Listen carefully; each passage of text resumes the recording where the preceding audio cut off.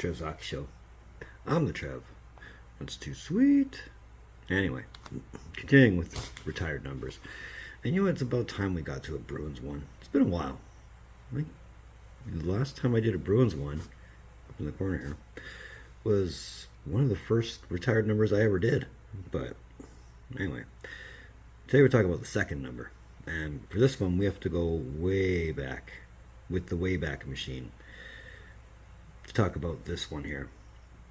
We're going to the early Bruins history, and I'm talking about probably the most feared defenseman to ever play the game. And I don't mean any exaggeration on that. When I say the most feared defenseman, yeah, he was pretty scary. I mean, on top of being known for having that mean streak, he was actually one of the league's best players in the late 20s, early 30s. Maybe even up to 1940 when he was finally said and done. But either way, today we're talking about the second number retired by the Boston Bruins, which ironically is the number 2, which is worn by Eddie Shore.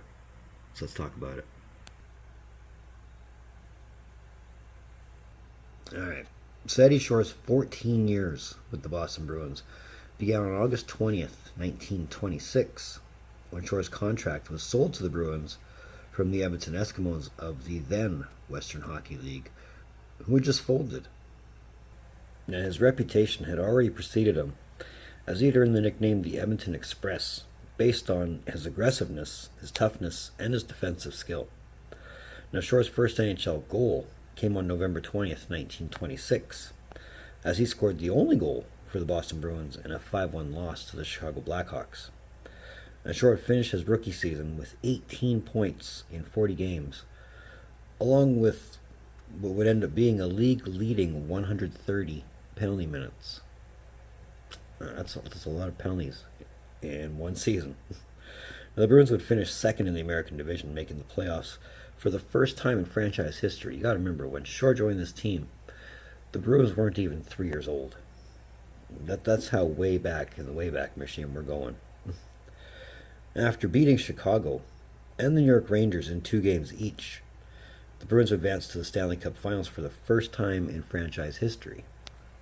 Now, it's interesting to note that this would be the first Stanley Cup Final played exclusively by NHL teams, as the NHL had just taken full-time possession of the Stanley Cup during the last offseason. Now, this would be also the last time you'd see the Ottawa Senators challenge for the Stanley Cup. And it would also be the last time the Senators would win it, as the Bruins would lose in 4 games, with Shore contributing 2 points in 8 total playoff games, while again also getting a league-leading 46 penalty minutes in those 8 playoff games. So, yeah, aggressive, mean streak. I'm not lying. The 1927-28 season would see the Bruins take a huge step in franchise history, winning their first American Division championship, and with their first Prince of Wales trophy, which was then awarded to the American Division champions. Now, Shore would play pretty much with the same style as his rookie season, finishing second in team scoring with 17 points, one behind Harry Oliver for the team lead, but did again lead the league with 165 penalty minutes. So if anything, he just got more aggressive, if you want to call it that. Now, as the division champs, the Bruins would advance to the playoffs and receive a quarterfinal bye, and in the semifinals, the well-rested Bruins would play the New York Rangers and would lose in 2 games to the eventual Stanley Cup champions, with Shore contributing 8 penalty minutes in those 2 games. No points, just penalty minutes.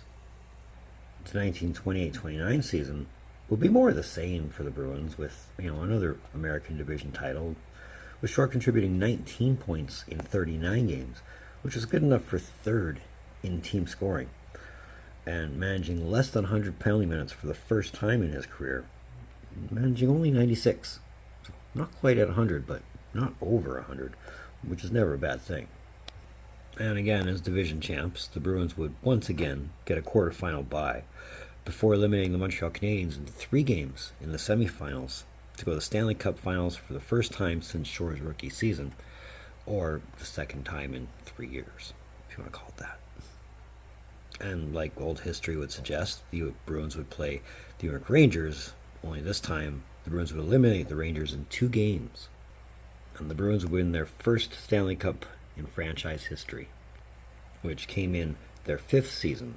I mean, not quite the youngest team to do it, but pretty young. The Shore would contribute 2 points in 5 games. The 1929-30 season would see the Bruins explode in terms of not just offense, with a total of 179 goals for, but on defense as well, with the Bruins' defense stifling other NHL offenses to a league low 98 goals against. Now, the Bruins would set 3 league records in this season. Most wins by any team with 36, most home wins by any team with 20, and the best win percentage in league history at .875, which is a record that still stands. The other 2 are obviously have been broken a long time. Shore would go ahead and contribute 31 points in 42 games, and even managed to get back into triple digits in penalty minutes with 109. Now, if you remember me saying earlier, his reputation did kind of have a way of preceding him. Something interesting happened in January of 1930. Shore was challenged to a boxing match from Art Shires, who played for the Major League Baseball's Chicago White Sox at that time, to a boxing match. Now, while NHL President Frank Calder was okay with it, ultimately leaving the decision to Bruins general manager Art Ross to decide, the folks at Major League Baseball weren't necessarily as enthused and really didn't think it was such a good idea, even though Shires was the guy that challenged Shore. And, decided, no, we're not having any of that. So they vetoed that entire thing altogether. But anyway, back to the hockey. Now, as the Bruins won the American Division by a mile, they were heavy favorites to repeat as Stanley Cup champs, once again receiving that quarterfinal bye before eliminating the Montreal Maroons in the semifinals on their way to the 3rd Stanley Cup appearance in 4 years. Now, unfortunately, the Bruins would be outscored 7-3 in 2 games to lose to the eventual Stanley Cup champs, the Montreal Canadiens, with Shore contributing 1 goal in 6 games. Yeah, the Canadiens, the Bruins. We could make a video talking about that rivalry. Maybe we should. The 1930-31 season would be yet another season where the Bruins would dominate, winning another American Division championship, with Shore contributing 31 points in 44 games, including a career-best 15 goals, which did include his first NHL hat trick on February 24th, 1931, versus the Philadelphia Quakers. That would also be the last time he would score goals in double digits. And Shore would also be one of the first players in league history named to the NHL's first All-Star team. That's how old they've been handing that out for. His first of 7 such nominations. And of course the Bruins made the playoffs, and of course they got the quarterfinal bye, and of course they'd be eliminated by eventual Stanley Cup champs, the Montreal Canadiens, in 5 games, with Shore putting up 3 points, including her career best 2 goals. It's back-to-back losses to the Canadiens in the Stanley Cup Finals. Ouch. Now, the 31-32 season would be a bit of a reversal of fortune, as this would be the first time in Shore's career with the team that the Bruins would not qualify for the playoffs, for finishing last in the American Division, but only missing the playoffs by 4 points. Now, Shore would add 22 goals in 45 games and would earn his second first NHL All-Star Team nomination at the conclusion of the season.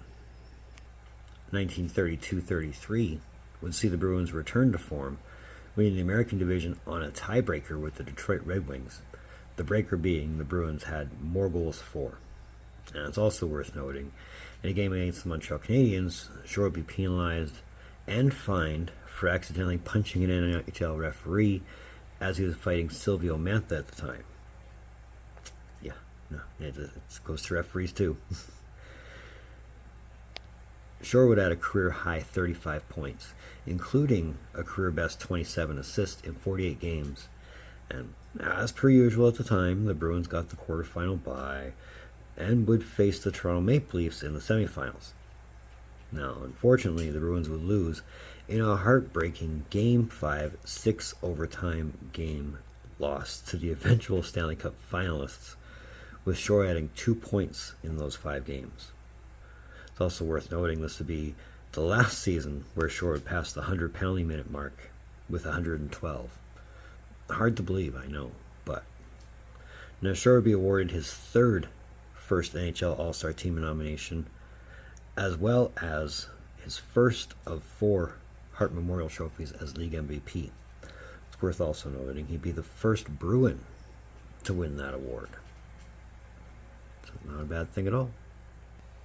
So I think it goes without saying the 1933-34 season would be a difficult season for the Boston Bruins, who would not only miss the playoffs, but eventually have to play a third of the season without Eddie Shore. Let's talk about why.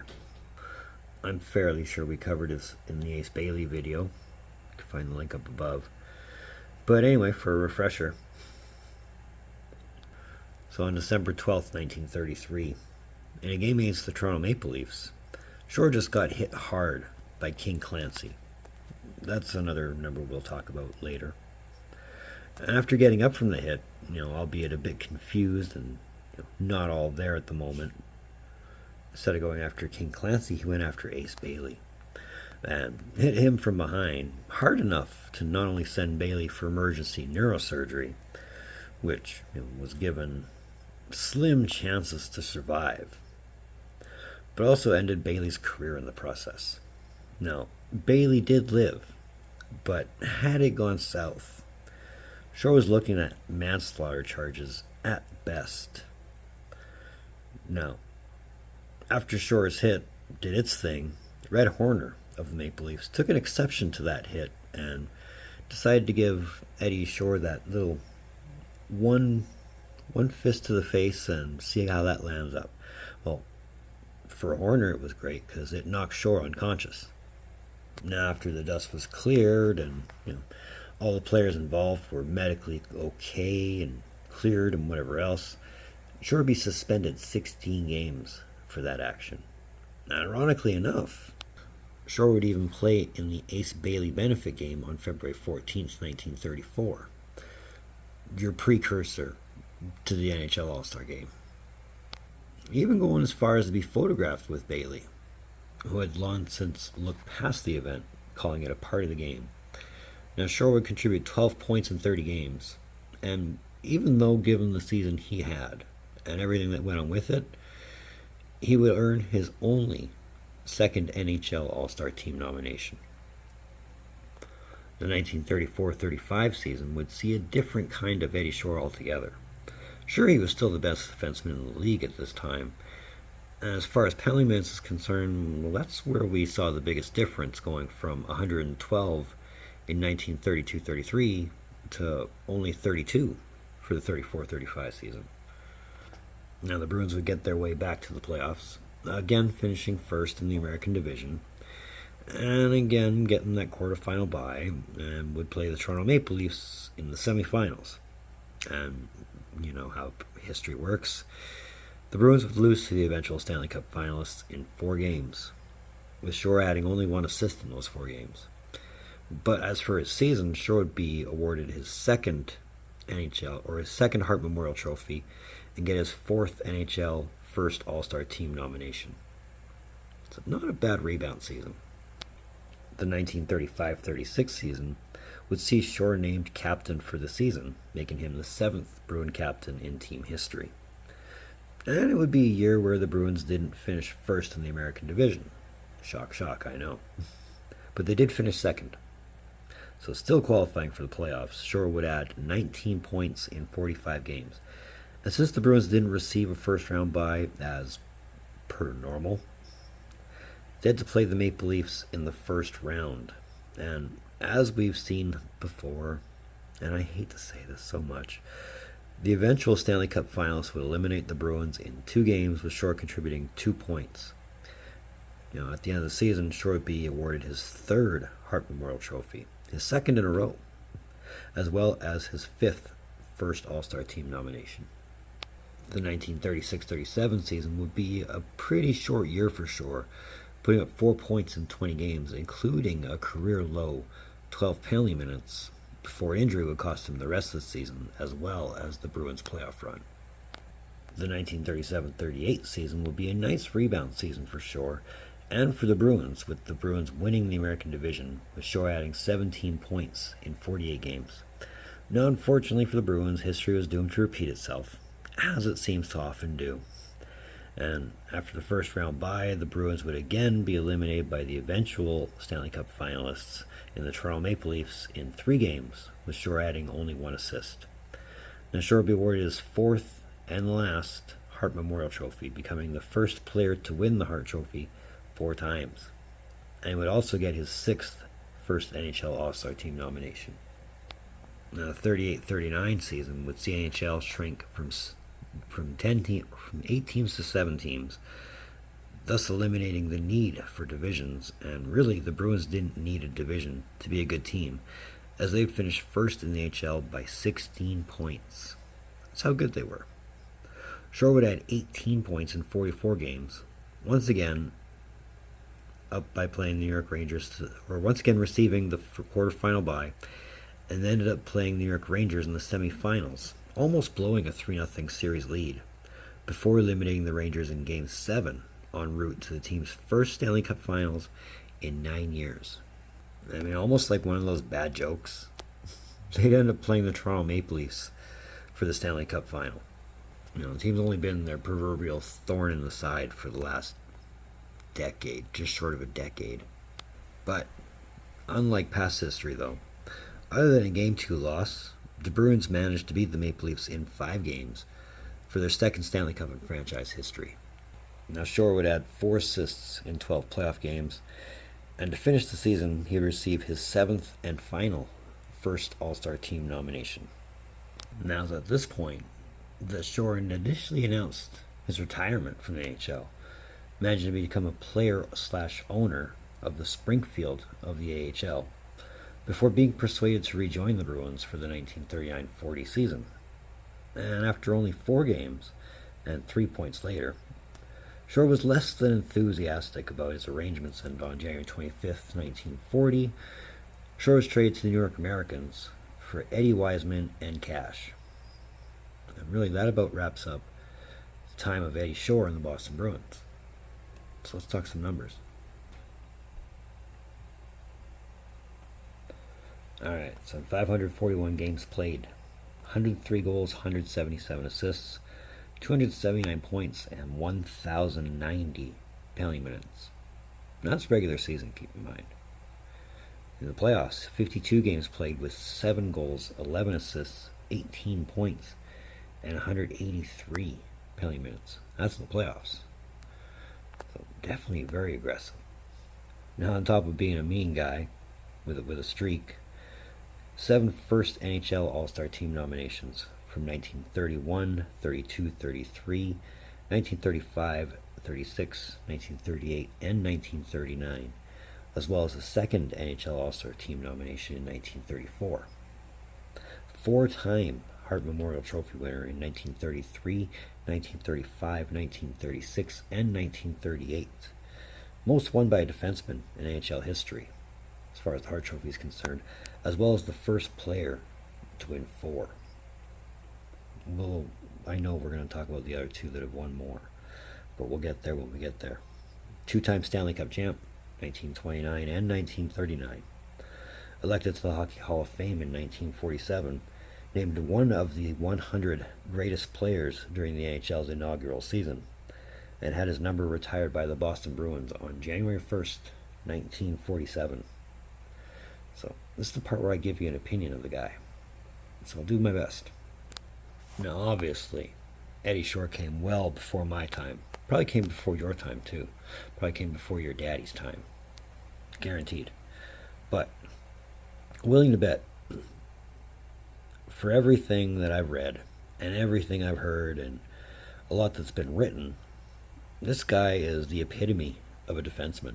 Just the hard-nosed, the rugged, the tough, the aggressive, the mean streak. Oh my, if aggression mixed with some kind of a hockey skill could be put on in a physical form, it'd probably be Eddie Shore. Like, just the amount of punishment he dished out, he received, and was not afraid of either one. It's almost safe to say, without his rugged toughness, would the Bruins be two-time Stanley Cup champs by the time he's done his career in Boston? Hard to say. I mean, they still had good players then, but without Shore, are they still two-time Cup champs by the time he leaves? I don't know. But either way, that's the second number retired by the Boston Bruins. And that's the career of Eddie Shore, at least in Boston anyway. So that's another one of them Trev's hockey shows. I want to thank you for tuning in. Don't think I don't appreciate the gesture, especially if you've made it to this point. And if you have made it to this point, hey, I'm very thankful for that. So feel free to give me a thumbs up. Let me know you're here. Let me know you're digging my stuff. If you just want to say, hey, I'm down for that, give me a thumbs up. That red button that says subscribe all over it. We're almost halfway to 500. We're one away from halfway to 500. So to everybody that's jumped on since, I'm grateful you're here. For everybody that's going to hit that button, welcome aboard. I like talking about hockey history. This is proof of it. If you want to, there's that link in that description below. That's the link to my Facebook page. Feel free to give that one a like. So moving forward, well, I've got one more outdoor game lined up. I got 2 more jersey numbers ready, or at least on the way. But either way, in the meantime, and in between time, be looking for more videos from Trev. Later.